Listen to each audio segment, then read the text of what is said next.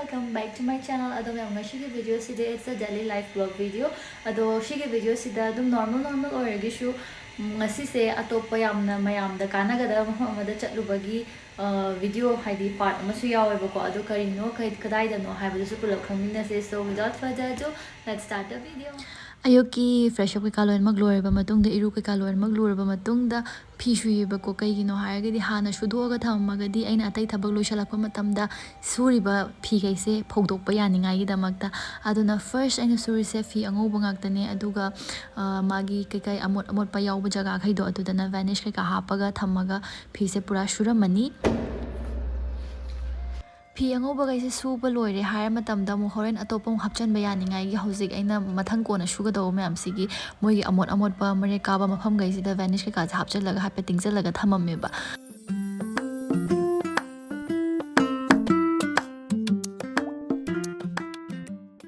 room da organize to gada ba khai do pura organize tok thome habadi bed sit ga do pura phajana muk phajana semjan ba yapshan ba khochan ba do loi tok thoma matung da kitchen da changa ga ai cha lon khatoi ne ba ado cha lon na ai chak su thanga dhawe kai gi no hair ga di chak hinjang se pulap loi thok hora ga di ngan na ado ga di ai gi yum da work from home or ga su ai ko chen je laga lei ba di ya de da na adum mamang da phamma ga lei doi ni na ai aigi yana ba aigi mawong da semjara ga ingan nal ka lo shan hobane ai je dum cha thak lakte ba ko hana yum da gi so ado shi yum da la abani na ai cha di nungti gi lo le haidi moi cha yam pa me ba ko oina hojik leri bi mung se ado shi leri sina horen moi hogotri ba kangu ga dum koi thaksana ba thambi bane Chaka kalon ba loira kan ta gyan ta na ai se hinjang thong ge to bune ba na hinjang se hojik khatang sem doi ne hojik sem mani hinjang se dong si sa hawai tra khang soi thong ge to bune adugi sem ba loira ga sita loina mak leire aina loi sem ba loi thokre ado hoi ngasai aina shuram ba phi do adugi phi si su loira bana chatlaga kakhatlaga yengum ne ado unga ga dum leiramam ni ai se amukum daraga hinjang loira kan doina horen gyan ta nam kakhatlaga to bune ba ko thongba kai ka se loin mak loir matung da enang sai semam bagi mapot majai myam dong loin mak fridge hap chelani aduga sung sai cha lon ba dagi horaga hinjang thongba chak thongba phawba da mang thokhiba kon gai do muk loin mak pheng do e ba ina ado si pheng ma loira kan da basin je muk seng do ani haidi tilho kai ka khokhiba do adugi makup mata kai ka sum taraga leba nungai te dana dui cherang amda pulo hap to ga basin su pura clean tok thok pane and after that washing machine rom da uk chatle phi ka nga ba yeng bagi ko che nen cheli ado kangam haidi shuba do loira ma bani na ai song phawdok toine Phi se nungti gi shui adabu shuti gumba da na he na yamna shui kai gi no har kan da shuti da di formals gumba do adu gai do loi khangala sugar lak pagi ado formal se ngashi se white ki face loi ba matung da amu color gi face to adu mu shu doi ne ba ado color shi tinga sai white suri kan da ina vanish ha paga tingja laga ha pet noi tho thamamam ni na adum hapchan gre washing machine da adu ga shu ningai gi tawrni ado shi mem sai pull up lotion ba kan da 8:30 ki tang di hele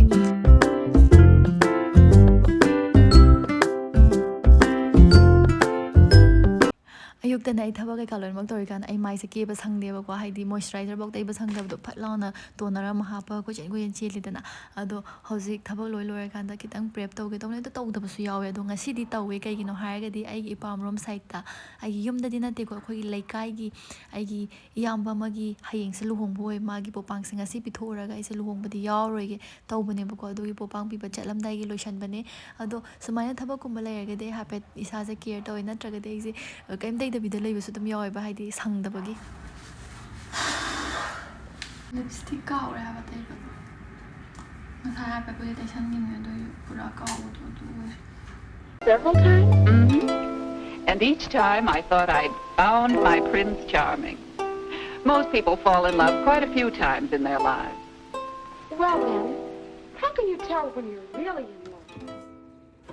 Sumaina lo shalle yamna kan na ke badi oidre haidi yam light oina dum ke re adupu aina hojik lo shan ba haidi ke ba khot pa to bai khari dum chai thok nei dana na pi ni dana aduna si gai se ai amu organize ok thue happy lo shan le di mathak ka do kitang na na thamadi phai dana adugi ado ai ngasai shuram ba phi do adudo amuka kanga ba khotla ba na amuk haidi shuba loira ba na yengam bane aduga phawdok ningai khot ningai gi tawel su kan sunday gumba na tawel su dum shui dana tawel hapta khot ninga ahum la ka di shuram ga ma tawel su yaure in sui se ado hoi chingzalaga ai phi ka se phawdok amani phawdok pa loira ga ai se soibam lai kai rom da muk chak toi ne Oh, I've been in love several times before. I got so I could recognize the symptoms.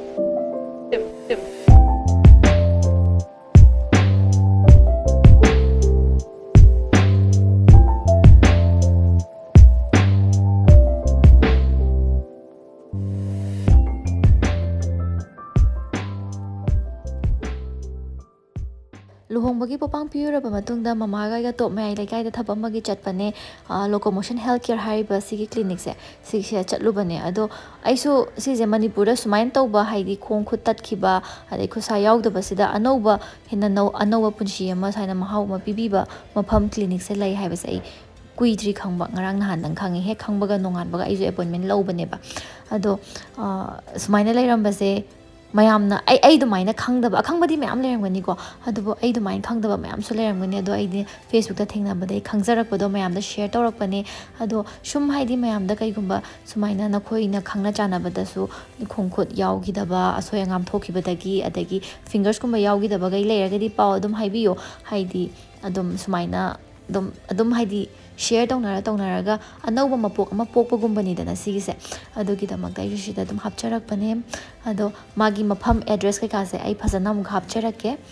ai su finger ama semba chatlubane ado finger se semba lora ka su video se dum hapcharake bako haidi video mogi finger semba gi mokoi kyamuk nana seme khole habado adu su dum charake ado magi laifam kai ka se adagi services kai ka sigi sida utli sida loi mag yawamne dum yeng video dai phone tawge su dum tawchallo adum yengo share tawbiyo mayam nasu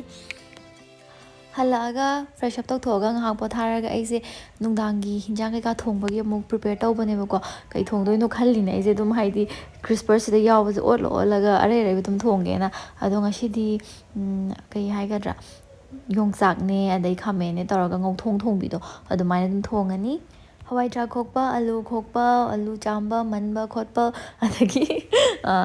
kari yongchak khetpa khotpa se loina mag loira kan da hinjang mayam se aidi pura haidi pulap sainga thammaga tawba jam nungai ba duna sumaina thamme aina semba loin mag loira ga aduga hinjang se thongba hore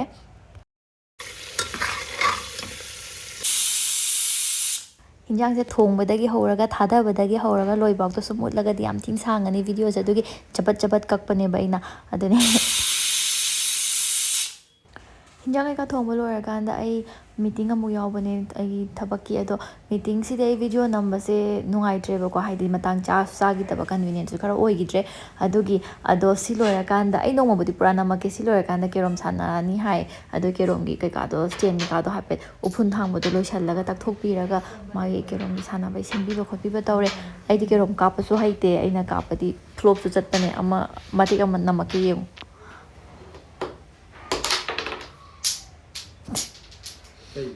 sumaina dum kape yam haide adum khangde manaba ado sidi mana dum khillaga matom kapa sana jabagine aduga asisine aigidi chak chaba timing yora matungda dinner pulap chaminarani kon phengani aduga ai laire ke kamuk tawrani ado sumaina dum mamangi video da su normal days to adumaina dum oye ngasi sisu